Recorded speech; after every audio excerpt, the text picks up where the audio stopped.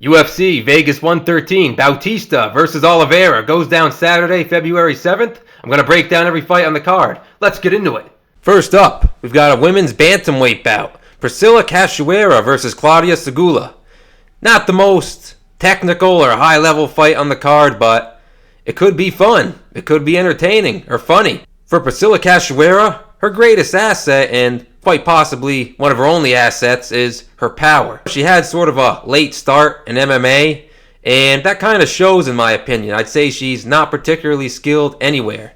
In the striking realm, where usually she can do her best work, she tends to be pretty stiff. She has sort of a wide stance and doesn't really move too fluidly. She sort of takes herself off balance a lot with the way she just wings punches, and even though she's not a terrible striker, I also think she's not really the most technical either. And I think the stiffness can sort of get her in some problems. In particular, she doesn't really do a good job of tucking her chin. It's almost like there's some sort of rod going through her neck that prevents her from really moving her head or tucking her chin, as I said. I don't think her durability on the feet has really been an issue for her overall, but it's been an issue more recently because she just got brutally knocked out by Jocelyn Edwards. Granted, Edwards has quite a bit of power, but, I mean, call me crazy, I feel like Jazz Davicius kind of caught her in their fight.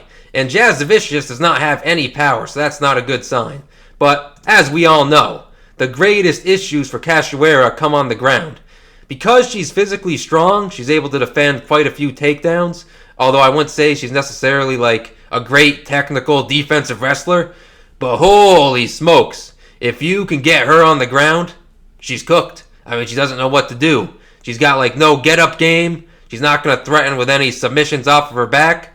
And usually, if you're any good at all, you're going to be able to submit her from the top, or at least finish her with some sort of ground and pound TKO.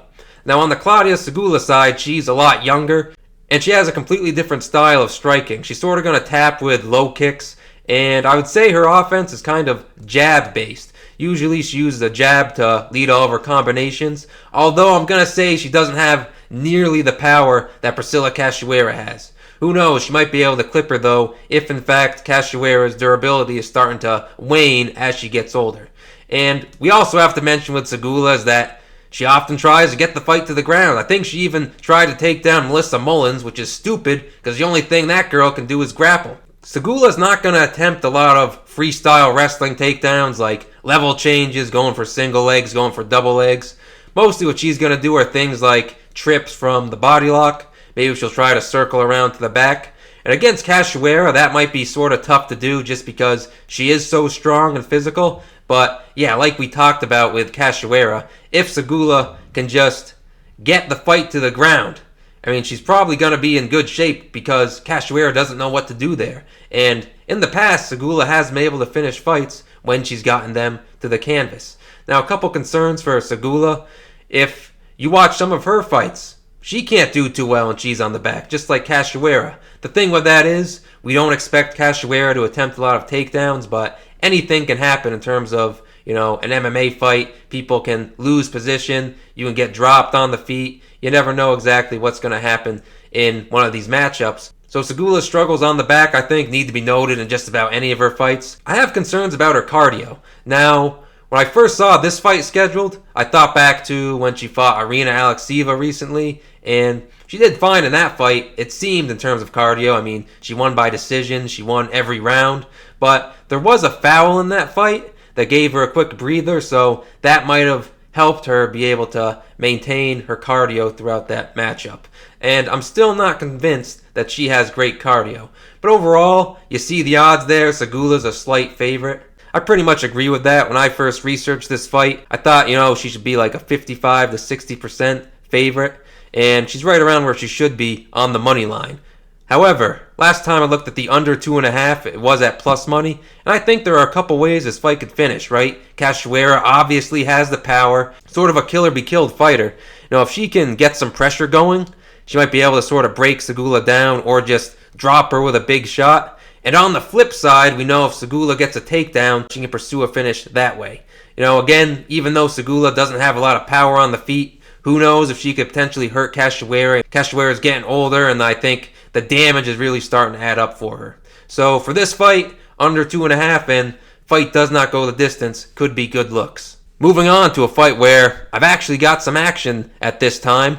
We've got Gafurov taking on Jacoby Wiklacz. So let's talk about Gafurov first. This guy's extremely aggressive. He's not going to throw anything to really just poke at you. Everything is to take your head off. And in particular, you're going to see him throw a lot of hooks, a lot of kicks aiming right at your head. Head kicks, wheel kicks, throw some spinning back kicks to the body. And in general, I'd say he's just extremely explosive. He's got a good amount of gas in the tank, it seems like.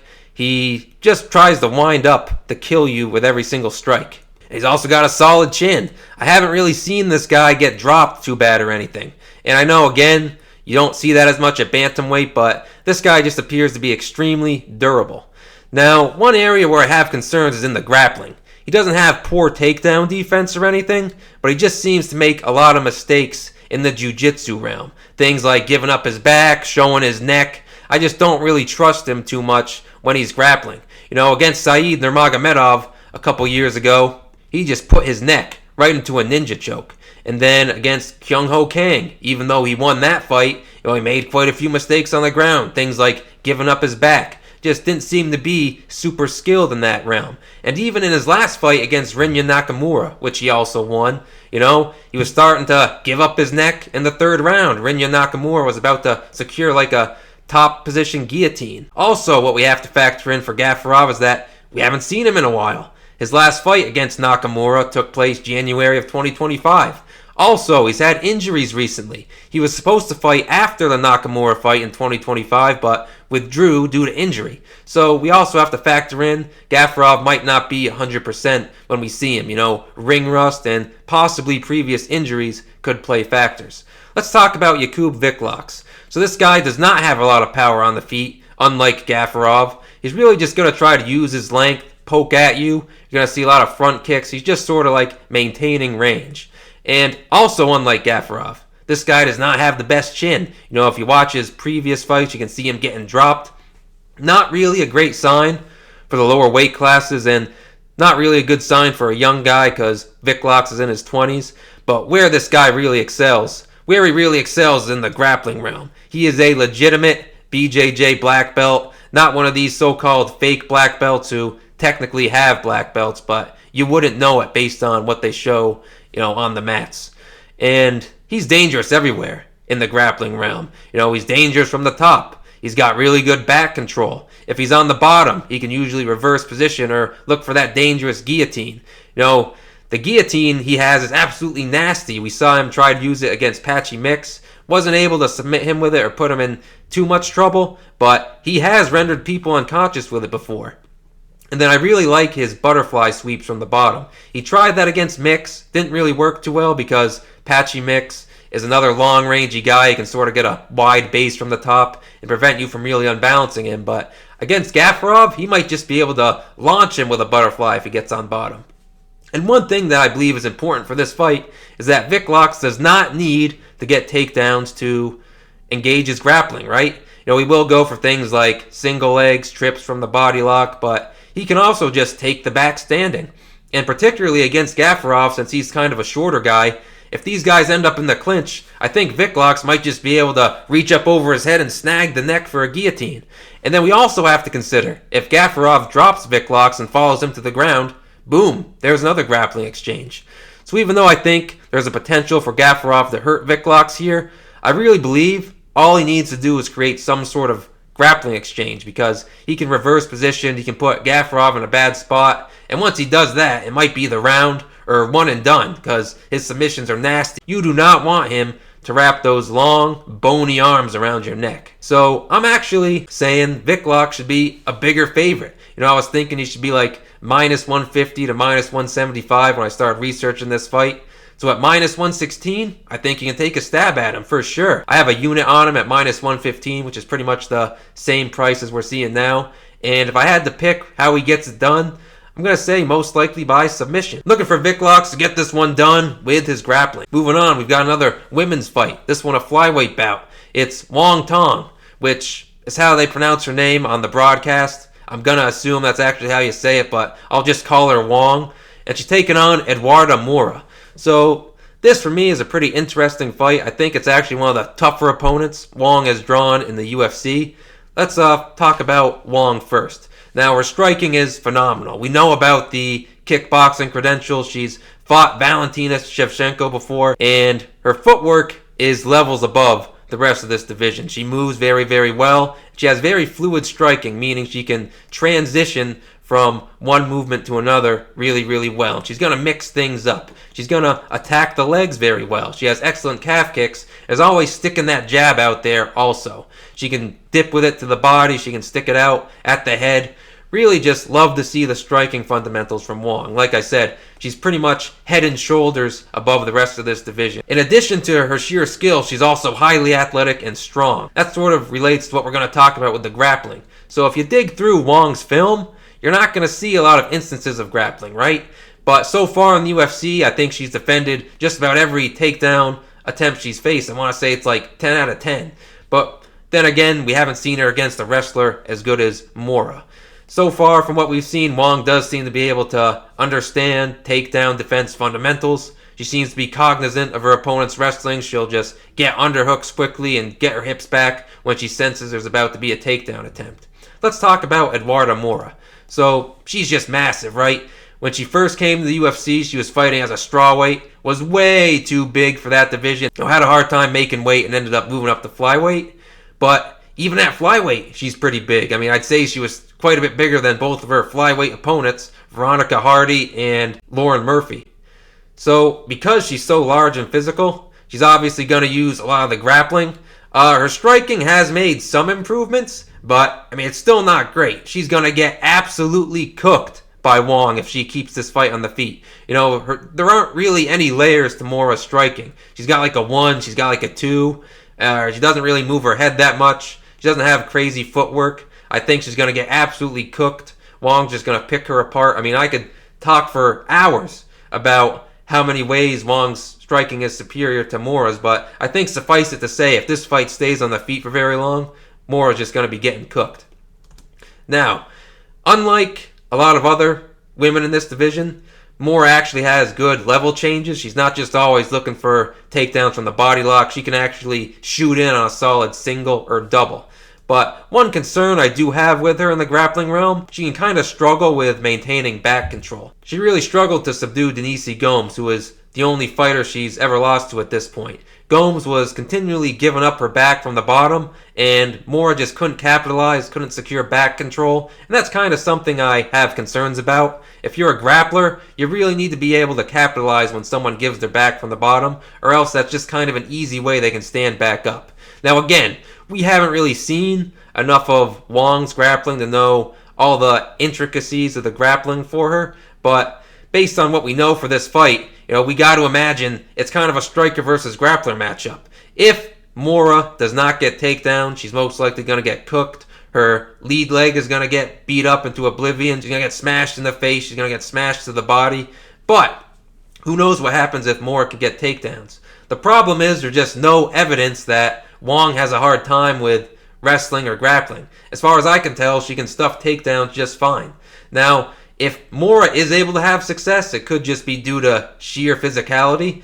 And I've actually seen some of her pictures and videos on Instagram. It looks like she's bigger than normal. So I honestly wouldn't be surprised if she missed weight, even though this is a flyweight matchup as opposed to strawweight. Ultimately, I'm going to say Wang is able to get this one done. Just based on what we see, I think she's probably going to be able to defend a lot of takedowns. But man, minus 340 is really steep. I'm honestly almost looking more towards the Moura side at this point if I have to place a bet. But it's just kind of hard to do that because we don't really have any clear evidence that Wang's deficient in the grappling. She got submitted by Gabriela Fernandez, but as we know, she was already hurt on the feet by that point and was kind of compromised, so I'm not sure that's a good indicator of what she can do.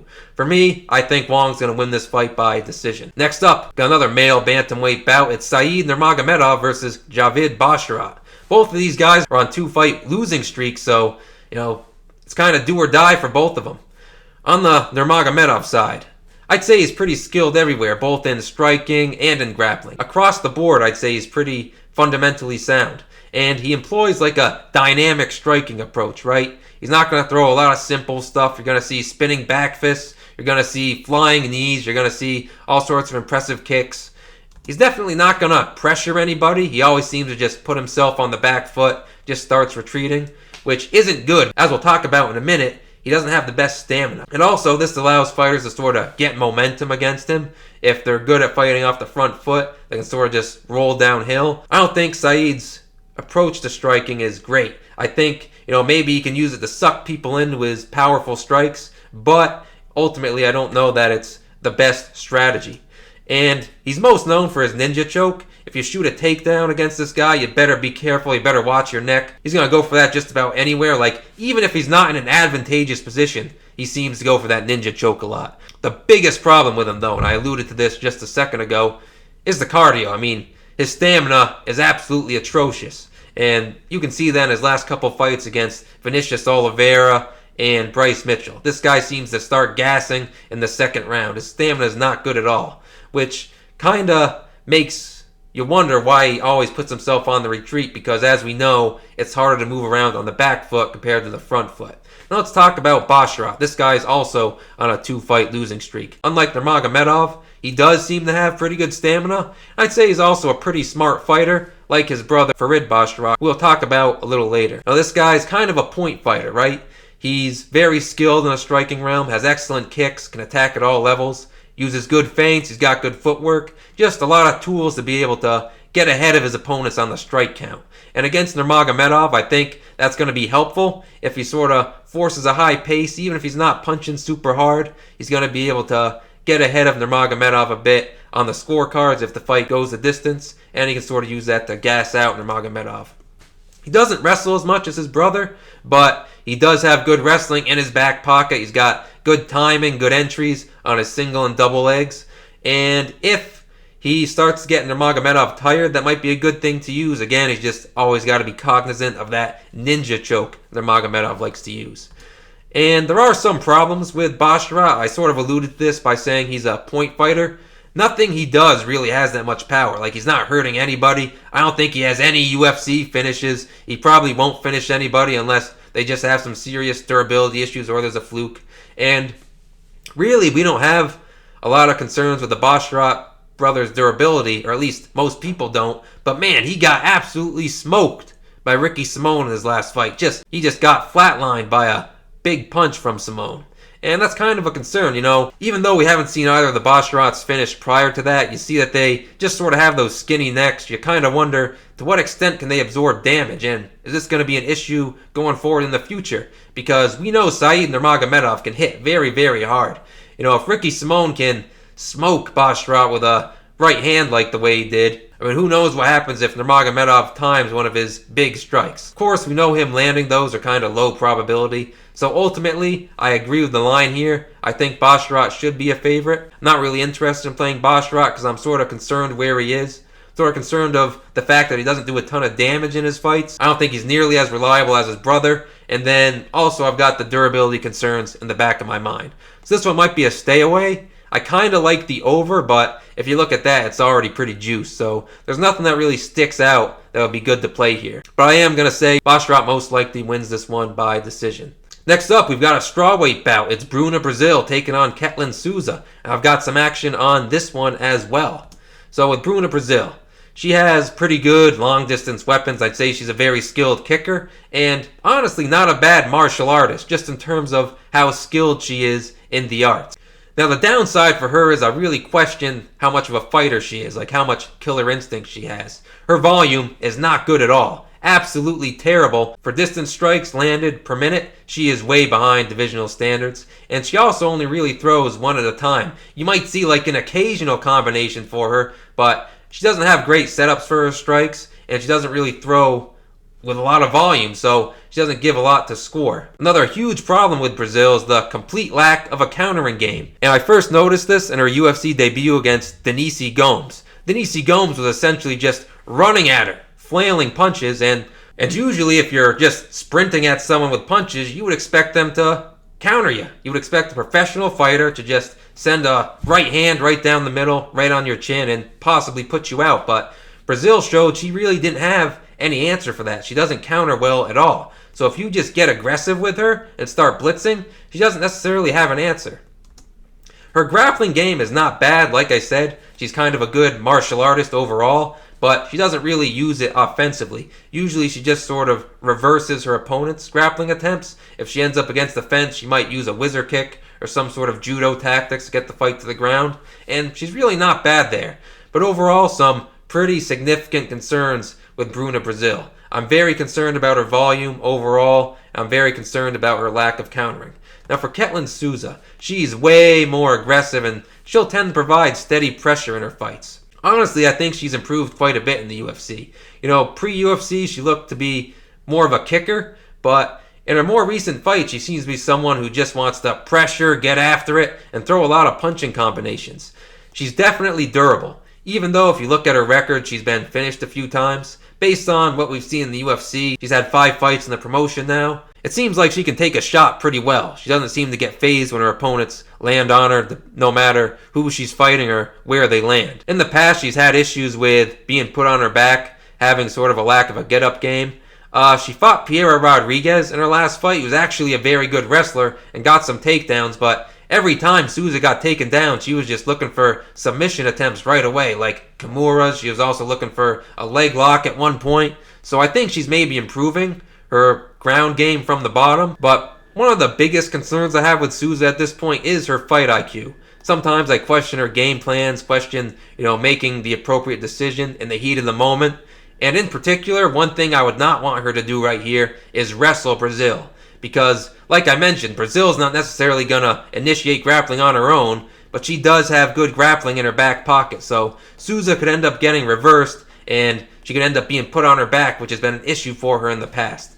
But as long as Souza fights somewhat smart, I think she's going to do really well here. I think just the sheer volume differential is going to be what leads her to victory, right? She might even be able to get a finish because Bruna Brasil is not the most durable. We saw Denise Gomes sleep her brutally. Even though Souza doesn't have the power that Gomes has, I think there is a possibility that she could get a knockout on Brasil. But even if she doesn't, I think she's going to mount the volume. Brasil just does not have any killer instinct. Even in the Molly McCann fight where she did pretty well, if you go back and watch that fight, there were chances, it seemed, for Brasil to finish her. But she just wasn't getting after it. After she hurt McCann, she wouldn't follow up at all. And you just have to question the overall warrior spirit of Brasil. I think Ketlen's going to be able to get aggressive. I think she's going to be able to throw a lot of combinations without having to fear what comes back her way. Both because Souza's pretty durable and because Brasil just doesn't have a good countering game.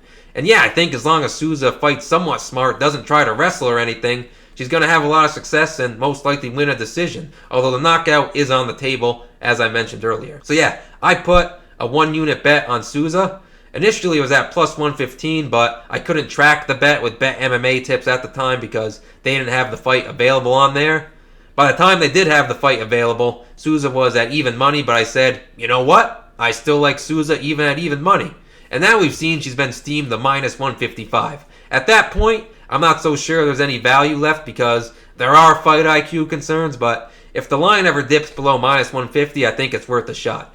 I'm saying Ketlen Souza gets this one done by decision. Next up, we've got a welterweight bout, Alex Morono versus Daniil Donchenko, who's a tough finalist and is making his, I guess, UFC debut in a way because I don't necessarily consider the tough finales UFC fights, even though they technically are. Anyway, let's talk about Alex Morono. So this guy is way older than Donchenko. Donchenko's very young, only 24 years old, and Morono's 35 now. And on top of that, he sustained a lot of damage over the years in his fights. On top of being older and having taken a lot of damage, he's also been doing a lot of coaching and commentating on fights recently. So, yeah, we just have to sort of question where he is as a fighter at this point.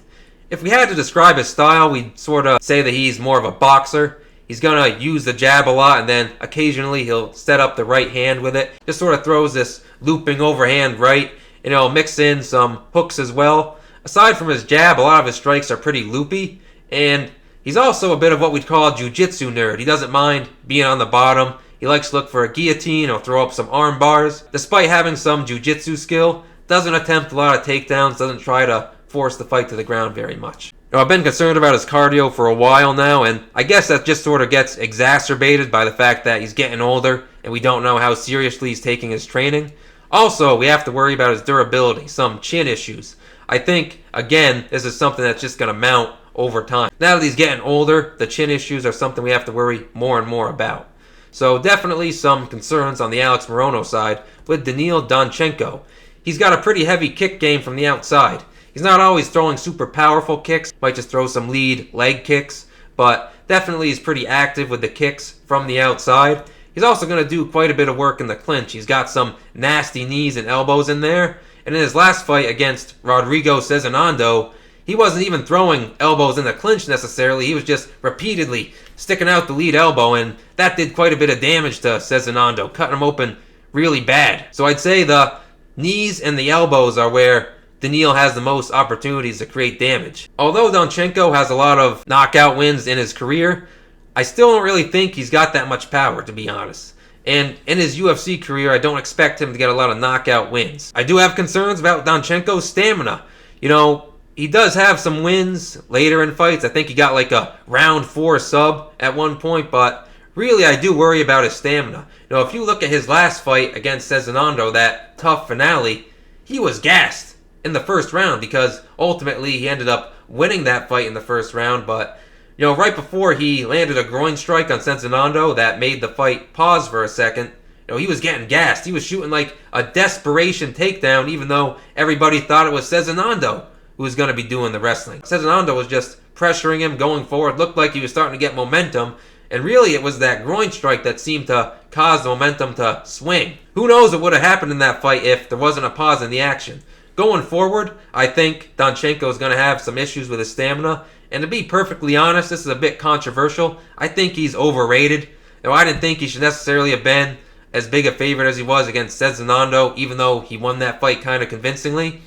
And yeah, I was thinking he should be like minus 300 here, maybe a little bit more. But you just see that minus 550 line, and it's pretty clear that people are hyping this guy up a little too much. I do expect there's going to be a time where I'm going to be able to make a lot of money fading Donchenko, but yeah, how am I going to bet Alex Morono here? I'm just not interested in doing that. Got no idea where he is in his career, and I don't even think he necessarily has a lot of the tools to exploit Donchenko's weaknesses. If I'm saying Donchenko struggles with cardio, well, why would I think Morono is going to capitalize on that? Because I also think Morono has poor cardio. So yeah, this is kind of a stay away from me, and I'm not really sure where to go with the KO or decision for Donchenko. I'm going to lean that Donchenko KOs Morono because he has a couple ways he could do it. He could obviously hurt him, check the chin, and he can also do a lot of damage with his elbows. He could cut Morono open and cause like a doctor's stoppage or something of that nature. I'm going to lean Donchenko via KO. Next up, we've got a light heavyweight bout. I'm interested to see this one. It's Dustin Jacoby taking on Julius Juicebox Walker. So Dustin Jacoby, he's been around the UFC for a while now. He is an excellent kickboxer. He has great footwork for the division. He'll attack all levels. He has great kicks, particularly calf kicks. And on top of that, he's got pretty good stamina. Once we get to the upper weight classes, we've got these bigger guys who seem to gas out after fighting for a while. But Jacoby seems to be able to maintain a decent pace throughout fights. He's moving around constantly, hitting angles, switching stances, and just does a great job setting up his strikes. He'll use feints to open things up. Because he has so much strike diversity, it's sort of hard for opponents to defend his strikes. They don't really know what he's going to do next. And in addition to being a good striker, his defensive grappling has held up pretty well so far in the UFC. I know he hasn't fought a ton of grapplers, but when he has fought grapplers, he's been able to hold his own a little. Now, Iwan Cutelaba was able to take him down over and over again, but really, Dustin Jacoby was able to get up quite a bit after being taken down. So I'm not really too concerned about his defensive grappling. There are some things I am concerned with on the Jacoby side. His chin is one of these things. He still hasn't been knocked out a ton, but we've seen him hurt in fights, which has caused him to lose decisions. Perhaps most notably against Azamat Murzakanov, where he got hurt multiple times, and also against Alonzo Menafield, where he got hurt multiple times. People also say he doesn't have great fight IQ. I would say he gets too cocky at times and maybe gets a little over-aggressive. We sort of saw this against Dominic Reyes. He was just not giving Reyes any respect and sort of paid for it because Reyes just sort of caught him as he was marching forward. And then most recently, I would say there may be issues with being too timid, not being aggressive enough. So Jacoby's won his last 2 fights via KO. He slept Vitor Petrino in the 3rd round hilariously. Then he also smoked Bruno Lopez in the 1st round. But prior to those KOs, He looked like he was spending a little bit too much time on the back foot, not really throwing as much volume as he normally does, and seeming a little scared, to be honest. That's something I'm a little bit concerned about for him here, because Julius Walker is a guy who's going to come forward a lot. And let's talk about Walker. He fights with a crazy pace. So far in his 2 UFC fights, which have both gone to decision, interestingly, he's just been non-stop. He throws a ton of volume, but he's also going to do a ton of wrestling. I'd say he's had more of a wrestling approach so far in his UFC fights. I would say his wrestling's not terrible, but you can sort of see that he hasn't been training MMA for that long. He's a young guy, only 26 years of age. Jacoby has way more experience than him, and Jacoby's probably more skilled across the board, but one thing we know from Julius Walker, he's going to get after it.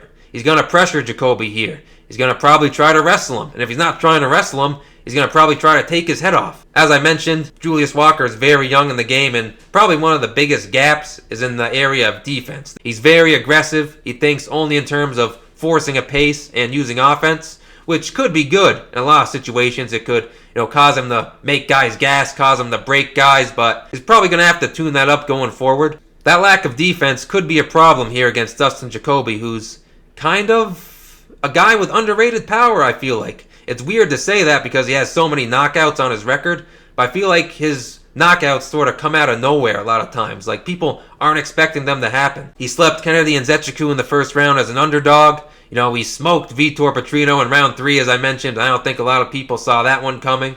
So Walker does have to be careful here because Jacoby's very accurate with his striking, and he can place strikes on the chin well to knock you out.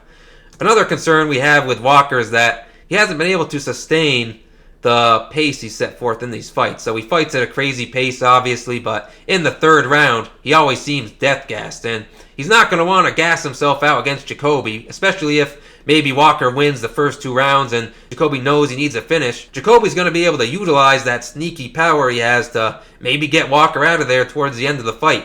So ultimately, I sort of understand why the odds are the way they are with Jacoby being a minus 205 favorite. I was thinking when I broke down this fight, he probably wins 2 out of 3 times, so the odds make sense. But man, you have got to be careful laying chalk on Jacoby, because this guy has fumbled as a favorite a ton of times. He was a favorite against Khalil Roundtree. Even though people think that fight was a robbery, it was still a loss. He lost to Azamat Mirzakhanov as a favorite. He lost to Alonzo Menafield as a favorite. And he lost to Dominic Reyes as a favorite. Really, his last fight where he won as a favorite against Lopez, that was the first time he won in that position in forever. So yeah, you got to be really careful with Dustin Jacoby. I saw the over-under for this fight was set at 2.5 on BetOnline. Yeah, it's kind of hard to say exactly where this fight's going to go. And yeah, this fight could end in a number of ways. We've got chin concerns for Jacoby. At the same time, Jacoby can land these sneaky knockout shots, and Walker tends to slow down, which leaves him vulnerable to being finished in the 3rd round. I don't know if there's going to be a ground finish here. Maybe Walker will just blanket Jacoby early, which slows the fight down and causes it to go to decision. I am going to lean toward a Dustin Jacoby KO, but I'm definitely not playing his money line, and I probably wouldn't play that prop either, although I'll have to see where it's set. I think we've got a great high-level fight here in the bantamweight division. It's John Matsumoto versus Farid Basharat. So we've got 2 Basharats on this card. Let's talk about Matsumoto first. You see he's got that strong 17-1 record, and he just has incredible volume and pace. This guy is going to throw a ton of strikes. In fact, so far in the UFC, he's landed about 8 distance strikes per minute, which is around 60% higher than the bantamweight division average. But there's something that goes hand in hand with that, right? Even though he's landing a lot of strikes, he's also absorbing a lot of strikes. In fact, his strike differential is minimal. He just has a 0.2 to 0.5 strike differential, I think. And that's because of the way he chooses to strike, right? He's not a guy who's going to use a ton of footwork, not a ton of feints, not a ton of finesse. He's really just going to sit down and swing heavy. Most of his strikes, I'd say, are hooks. He's just going to throw a lot of power combinations. Occasionally, he will sort of angle out of the pocket, but for the most part, he's just hunkering down in front of opponents and then trying to land these big power shots. Because of that, he sort of takes a lot of strikes, right? He's sort of going to take one to give one. He'll shell up and counter, and those are the reasons why he sort of has that even strike differential. But he does throw a lot of volume. In addition to the heavy punches, he will throw some pretty heavy calf kicks. He'll work his way inside and just sort of shell up and slam his kicks into his opponent's lead leg. Though I'm not so sure those are going to be a huge issue for Basharat here, who's very skilled in the striking realm and will be able to hold his own. Now, Matsumoto is not very difficult to take down. A lot of times when you attempt takedowns on him, there's not a ton of resistance. A lot of times he can work his way back to the fence and get back to his feet. But what he will attempt a lot is his guillotine. You'll see him use it very often when his opponents try to take him down, and it's dangerous. I mean, he pretty much rendered Dan Argueta unconscious when he made his UFC debut. That is something Basharat is going to have to watch out for, but I think, again, he's skilled enough to avoid this. Although if Matsumoto can hold on to his guillotine for a while, that's something he could potentially score with, a submission attempt. So Basharat is just a guy I'm incredibly impressed with. He has masterful use of things like feints, kicks, and stance switches. He's really, really tricky. He's a master of being able to hit you without letting you hit him back. He does that by positioning himself really well with his footwork. He can use his feints to set up strikes. He might feint high and then go low towards the body or with a kick.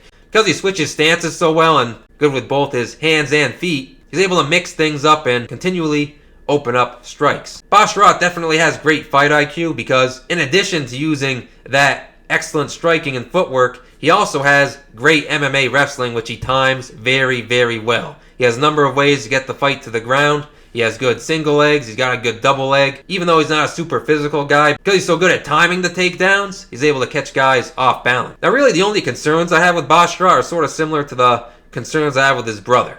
And that is that he doesn't really carry a lot of power. When it comes to striking, he sort of has a point fighting style. Not really anything that's going to be able to get a ton of respect from his opponents. And I was a little bit concerned about what I saw in the Chris Gutierrez fight, at least in the third round. Obviously Basharat won that fight clearly, but it seemed like when Gutierrez just went on the front foot, he was able to kind of bully Basharat around the cage. Now I know in that situation, in the third round, Basharat was aware he was already up 2 rounds in the fight. He didn't need to take any risks, so he could just put himself on the back foot. But I do feel like if you get after this guy and you can counter the wrestling a little bit, he's there to be hit if you really try to track him down. And he doesn't really have a lot of power to force you off of him. And who knows what happens if you land big strikes on him. We saw Javid Basharat get brutally knocked out by Simone. I mean, who knows how good Farid's chin is if you really test it. So ultimately, I think Matsumoto is going to have to do a lot of work defending takedowns.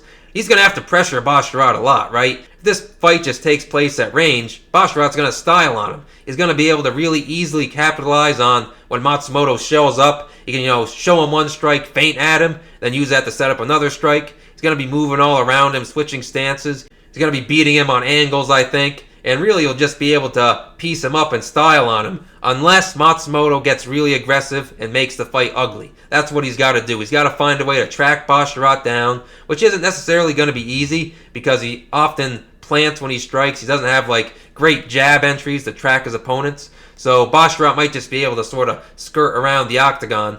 And we also have to factor in the wrestling of Basharat. If he can time takedowns well, he can slow the fight down, sort of break any momentum Matsumoto starts to get. And yeah, I think that's why Basharat's most likely going to win this fight. But holy cow, I am not betting him at minus 255 against a really good fighter in John Matsumoto. In fact, I'm almost more tempted to take the Matsumoto side on the money line. So maybe if he gets to something crazy like plus 250, I'll take a sprinkle. But I expect this fight to go the distance, and I expect Basharat to get his hand raised. Next up, we've got a fight I'm pretty confident in, actually. It's Mikhail Oleksiejczuk taking on Marc-Andre Barriault. Things have been going pretty well for Mikhail Oleksiejczuk, and I really should say the Oleksiejczuk brothers, because his brother, Cezary Oleksiejczuk, just won on the Contender Series last year and then managed to beat Cesar Almeida in his UFC debut.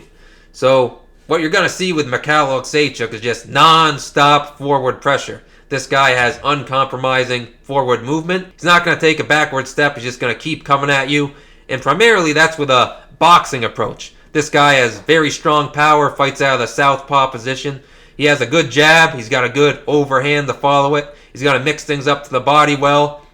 Also has pretty good defense. He just sort of knows how to keep his chin tucked, how to, block punches with his shoulder a little bit. So in addition to being able to land with a lot of power, he can also take punches pretty well. He can take one and he can give one. So if Oleksiejczuk ever gets the type of fight he wants, which primarily takes place in boxing range, he's going to tend to do pretty well just because he has the ability to inflict a lot of damage on his opponents, but he can usually take punches pretty well also. Now, concern in the past for Oleksiejczuk has been the defensive grappling. Now, I've been interested to know if that's improved at all, because last year he spent a ton of time training with Caio Borralho and the Fighting Nerds. But, given how his fights went last year, we didn't really get to see him on the canvas a lot. You know, he smoked Cedricus Dumas in the first round, and he also smoked Gerald Meerschaert in the first round. Even though Meerschaert, attempted some takedowns, they all got stuffed by Oleksiejczuk, so we never really got to see any actual grappling. But I'm interested to see if this is something that's been improved. I'm interested to see if his grappling has improved at all, but we might not find out in this fight either because Marc-Andre Barriault doesn't really attempt a lot of takedowns. Let's talk about Barriault. So they call this guy Power Bar Barriault because he's got good stamina. You know, he's able to sort of force a high pace without really getting tired. And I guess his main way of winning is kind of just breaking opponents. You saw him do that against Julian Marquez, which is actually one of his only wins in recent years. You know, he did pretty well in just sort of breaking Marquez down, weathering an early storm. He got that win by being just non-stop in the clinch, repeatedly landing strikes until Marquez just couldn't take any more. As I sort of alluded to already, he just sort of fights with that grinding style. He weaponizes his cardio, and he's strongest in the clinch. Really, if you're backing Marc-Andre Barriault, you want him to be spending most of his time in the clinch because he's very active there. He's going to throw a lot of strikes, more so than Oleksiejczuk. Because Oleksiejczuk, when he's in the clinch, he doesn't really throw a lot of strikes. You know, he's powerful in boxing range, but once he gets clinched up, he doesn't really throw a ton of effective strikes, although usually he can sort of throw his opponents off of him when he gets in the clinch. So hopefully for Oleksiejczuk, when Barriault clinches, he just sort of disengages as soon as possible and gets back to boxing range, which is his bread and butter. Now, Marc-Andre Barriault has taken a ton of damage in his career. I guess the downside to having that grinding style is it kind of requires you to take a lot of punishment. And now he is starting to get older. He's 35 years of age, and the damage is starting to mount. So for a while, this guy was considered to be difficult to finish, but ever since he got finished by Chidi and Joe Kuani, things started to go downhill a bit. In June of 2024, he got smoked by Joe Pyfer, brutally knocked out. And of course, there's not any shame in being knocked out by Pyfer because we know he has a ton of power, but I think that was like a career-altering moment just because he got hit so hard. What did we see right after the Pyfer knockout? He fought Dustin Stoltzfus in November of 2024. Stoltzfus is a guy who has no power whatsoever, but what happened? He slept Barriault in the first round. That was the only UFC knockout Stoltzfus had ever landed.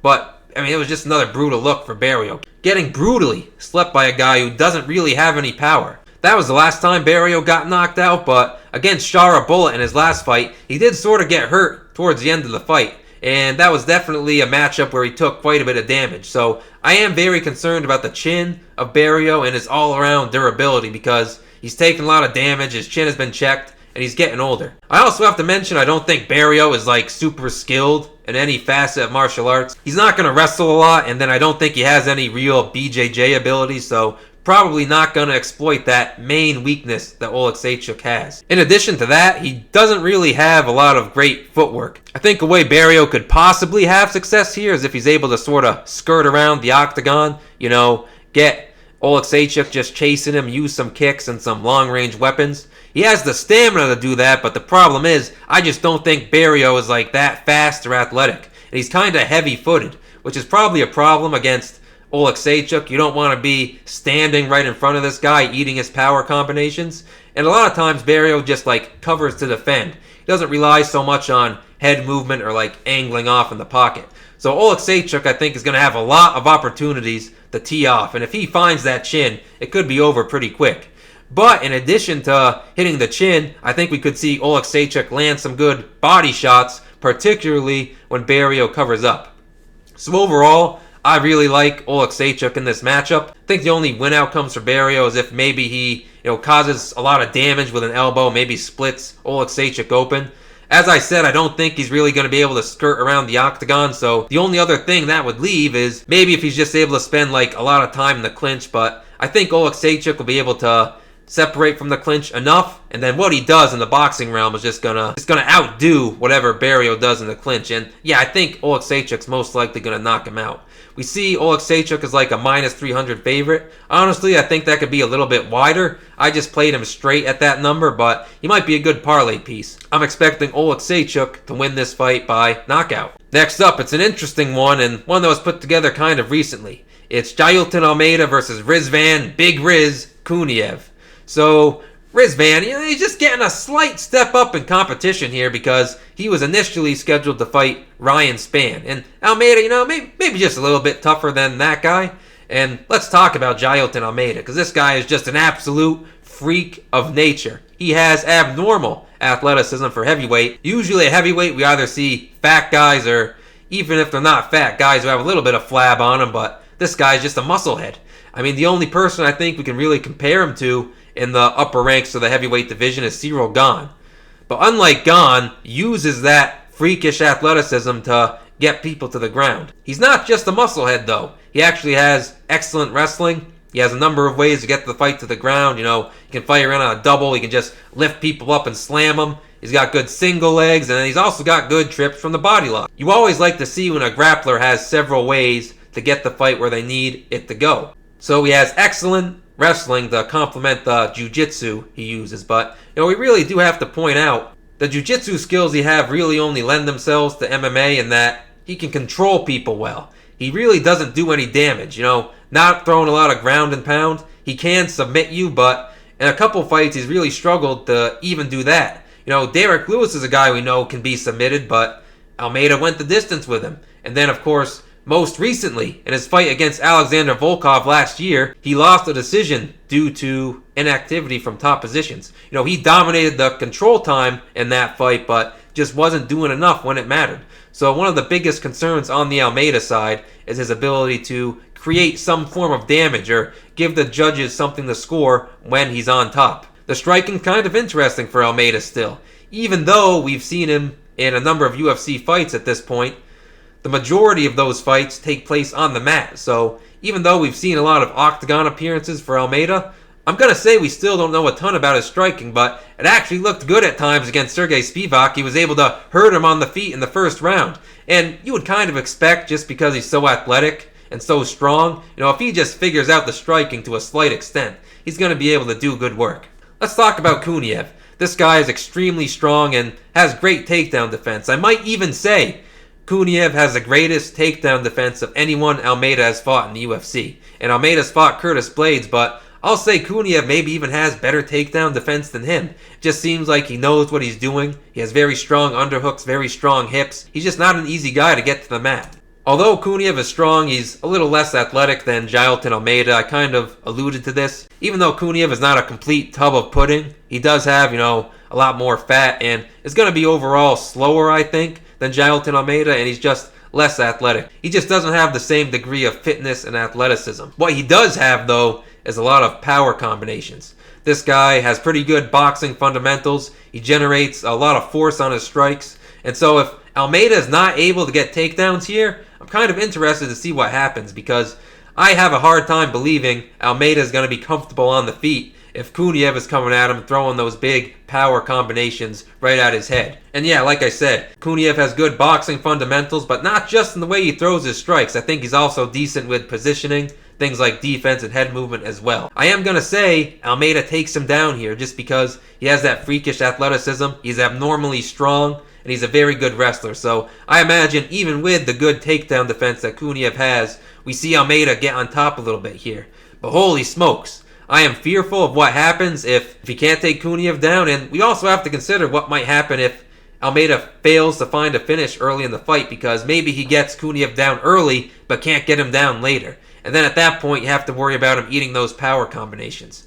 The odds for this fight have absolutely gone all over the place so far. I remember seeing Almeida at like minus 155. He jumped close to like minus 240 or minus 250, and now he's back down to around minus 140. So people are going crazy with this fight, and yeah, it's kind of hard to know exactly what's going to happen.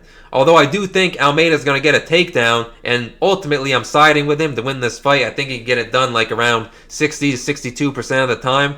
I am just not confident enough to lay minus 140, because I am fearful of what happens if there's a point where he's struggling to get those takedowns, which is a real possibility against Kuniev. However, where we might be able to place a sneaky bet is in the props. So I saw that this fight was set for over 1.5, which makes sense. It's a heavyweight fight. I want to say the over 1.5 is around the minus 140 to minus 150 range. I think we might be able to get some serious value on Almeida by decision, because think about it. Even though he's got really good takedowns, he doesn't do a lot from top position. And Kuniev, I believe, knows what he's doing on the mat a lot more than most heavyweights. So he's probably going to have good survivability down there. We could see Almeida win a lay-and-pray decision. So if we get a good price on Almeida decision, I think that might be a good look for this fight. And in terms of a prediction, I am going to go with Almeida decision. Next up, for the co-main event, we've got a flyweight bout. Amir Albazi taking on Kyoji Horiguchi.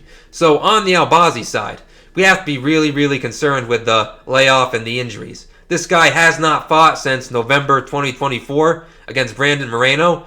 He actually was supposed to fight Moreno even before that, but pulled out of that fight due to injury. And then after the Moreno fight that actually took place, he was scheduled to fight Tatsuro Taira, but then he pulled out of that fight due to injury. So at this point, it's been over a year since he's last fought. He's had injuries, and we just have to really be concerned with where he is right now. The last fight did not go well for him at all. He had not lost in the UFC prior to that, but Brandon Moreno absolutely smoked him, just humiliated him, beat the brakes off of him for 5 rounds. It wasn't even close. I think you'd have a solid argument that Brandon Moreno won that fight 50-45, and I think that's what the majority of judges scored the fight.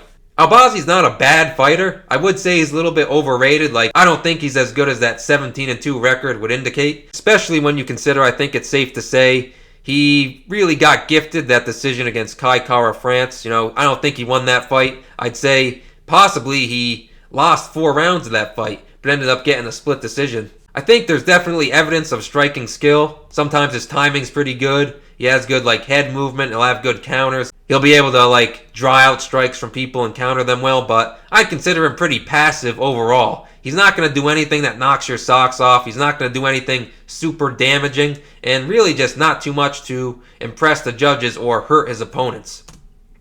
I'm going to say he is pretty sticky in the grappling. Once he gets to a dominant position, he can usually maintain it pretty well. He has decent back control, and he's just physically strong, right? He's pretty strong in general. If he can get a hold of you, he can find a way to take you down, but once he gets it down there, I'm not sure how threatening he is. He's definitely not threatening in the striking realm, and as a grappler, maybe he does have some threat of maybe getting your back, finishing with a rear naked choke. I know he's finished some of his UFC fights, but those fights were against incredibly low-level competition, so not much we can take away from that. Personally, I've never been a huge fan of Amir Albazi. I've always thought he's a bit overrated. I don't think he's as good as his record would indicate, as I've said, and I don't think he's deserving of his ranking in the flyweight division. Let's talk about Kyoji Horiguchi, the guy who's back to the UFC now. He's extremely explosive. He's going to be hanging out on the perimeter a lot of the time, feinting in. He's got a really solid 2-3 combination, so right cross, left hook. If he gets inside, he can definitely hurt you. I do have concerns that he's a little bit chinny. If you look through Horiguchi's previous fights, outside of the UFC, you can see that this guy gets dropped a decent amount. Although that's not really a concern I have with Albazi because, again, he doesn't have a ton of power. It is something you have to be a little bit concerned about, especially as Horiguchi continues to get older. And he's taken a lot of damage in his career. He has 40 professional fights, which is absolutely insane. In terms of the grappling, Horiguchi can usually work back to the fence if he's taken down and find his way back to his feet, which you like to see. It's worth noting that Horiguchi will also shoot takedowns himself, and you better not give up the back to him because he will capitalize on that. And as we saw in his last fight against Tagir Ulanbekov, he has nasty rear naked chokes. He completely rendered Ulanbekov unconscious. And of course, this is a method of victory he's used before in the past. So in addition to having that explosive striking, good combinations, good calf kicks, he also has great grappling. Now, I've got to point out, in that last fight against Tagir Ulanbekov, it did look to me like Ulanbekov might have been a bit compromised, like he wasn't himself, but you can't take a ton away from Horiguchi. He just looked great in his UFC return, completely broke down Ulanbekov, and became the first person ever to finish him as a professional. So Horiguchi's looking really good, despite the fact that he's had a lot of professional fights and is getting up there in age. I do think he's going to get the win here, but man, Again, we've got a completely blown out line. Look, I'm not going to be rushing to the line to bet Amir Albazi. As I've said, I've never been a huge fan. I'm not a huge fan of his style. I think he's a little bit overrated. I do not want to lay minus 350 on Horiguchi here because it is a flyweight fight. Albazi's kind of difficult to get out of there, so the fight might go to the judges who we can never really trust. Ultimately, I think Horiguchi's going to win this fight by decision. I think when Horiguchi forces his way into the pocket, he can land some impactful strikes, some good combinations, and can slam some good calf kicks as well, which will ultimately do more in the judges' eyes. But yeah, just not interested in betting Horiguchi at all. I say he gets it done by decision, but probably no action on this one from me. Finally, we've got our main event, and I'm excited about this one. It's Mario Bautista taking on Vinicius Oliveira. Both of these guys are excellent fighters, and we've seen them have a lot of success recently. So let's talk about Mario Bautista. For me, this guy just completely leveled up, or showed evidence of leveling up when he fought Ricky Simón a couple years ago in January of 2024. He just has seemingly infinite cardio. This guy's constantly throwing strikes. He's constantly moving in and out, switching stances, throwing all sorts of different kinds of strikes. Of course, he can mix in the wrestling as well. And he doesn't really seem to slow down that much. Just fights at an absolutely crazy pace. He's got crazy volume. We saw against Patchy Mix, even though that obviously wasn't a great performance by Mix and he's since been cut by the UFC, Bautista just put on an incredible showing. He was throwing strikes nonstop, landing an absurd amount of significant strikes per minute. And yeah, that's what you're going to get from Bautista. Not only is he able to land an absurd amount of strikes, but he does so in a pretty safe manner. He's not just being completely reckless, just blitzing in mindlessly. He's always using footwork, switching stances, cutting angles. He'll high-low people, he'll feint high, go low. All sorts of great tactics. And he mixes in his kicks pretty well also. I think for this fight, he's going to need to use some well-timed takedowns. As we'll talk about soon, Oliveira does give some opportunities for people to take him down. I think he's going to need to do that because to complement all the great striking he uses to slow Oliveira down, I think he's going to want to time some takedowns well when Oliveira is most vulnerable. And even if he doesn't control Oliveira for that long, I think it's a good way to just sort of slow the fight down and get some scoring in. What we also learned about Mario Bautista recently is that, if he can't get a takedown, he will just hold against the fence if necessary. We saw that against Jose Aldo. I know a lot of people were annoyed by that decision. They thought Aldo was the rightful winner, and that may be true, but we did learn that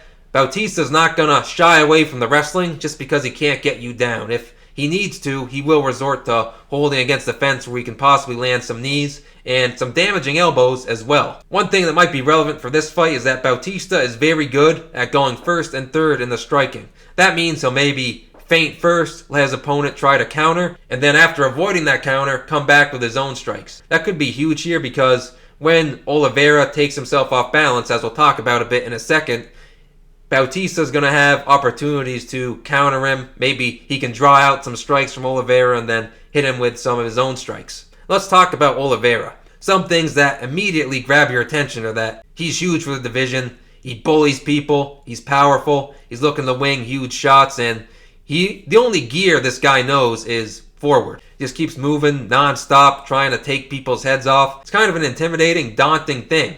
And I do believe he has some early finishing upside in this fight because of that. As he's pressuring, Oliveira doesn't have his hands up at all. He might raise them occasionally to block, but they just stay really low for the most part. So he has to mostly rely on head movement to avoid strikes. I'm going to say Oliveira's cardio is not as good as Bautista's. With that said, he's not going to quit. If he starts to get tired, he's just going to force himself to push through. We've seen that from him so far in the UFC, but yeah, he definitely gets tired. We saw this in his last fight against Kyler Phillips. There was a moment in the second round where he just completely paused and took a breath. So it's safe to say Bautista definitely has the cardio advantage here. And in the 5-round fight, that cardio advantage could really benefit Bautista. That is something I've alluded to earlier when I was talking about Bautista. Vinicius Oliveira, because he puts so much power into all of his strikes, he's often taken himself off balance, which is going to leave opportunities for Bautista to land takedowns or counter him with strikes.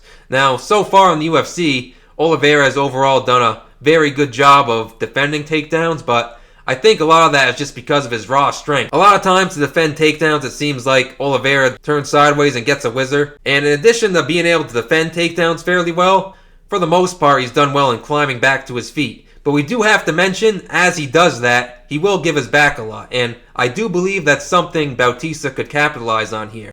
If we go back to Oliveira's UFC debut against Bernardo Sopai, we saw that Sopai was able to control him a lot, especially when he was able to take the back. So that's something Oliveira has to watch out for here. I think Bautista could definitely weaponize his wrestling. If he can get Oliveira down with a well-timed shot and then potentially capture his back, he's going to be able to bank some time there. That's also going to be helpful for disrupting the forward pressure of Oliveira, preventing him from getting too much momentum. That also might help tire him out a bit. So ultimately, given that this is a 5-round fight, I am going to favor Mario Bautista. I think he can mix in his wrestling pretty well. I think he could, just push against the fence if he needs to. I think he can also land strikes in between the big looping strikes of Oliveira. Of course, Oliveira is dangerous. He's going to have some finishing upside early, I think. I do believe Oliveira could hurt Bautista on the feet early in this fight. And yeah, he's not going to quit on himself. So even if Oliveira gets tired, he's still going to be live to inflict some damage. But with the wrestling upside potentially, with the cardio upside in the 5-round fight, and the fact that I think Bautista could clip Oliveira quite a bit if he's able to get his timing down, I think Bautista's the rightful favorite. Now, minus 185 for me is a little steep. I was thinking Bautista was like 58, 59% for this fight. So, if anything, if I had to pick a money line side, I'd probably go more Oliveira. And I was actually thinking the over might be good here, depending on the price. It's getting better and better. People have really liked the under 4.5 so far. That's been getting steamed down. At the rate it's going, we might get plus money on the over. And that might be a decent look. I don't think Bautista's necessarily going to finish Oliveira, although we don't really know how Oliveira is going to look late in the fight. If Bautista can really get some grappling going, he might be able to finish Oliveira late. So that's something we're going to have to keep an eye on. Overall, I'm taking Mario Bautista to win this fight by decision. And that concludes the breakdowns for the card. If you guys enjoyed this video, leave a like, subscribe to the channel, and leave a comment for me. Let me know what your predictions are for the main event. I'll see you guys in the next one.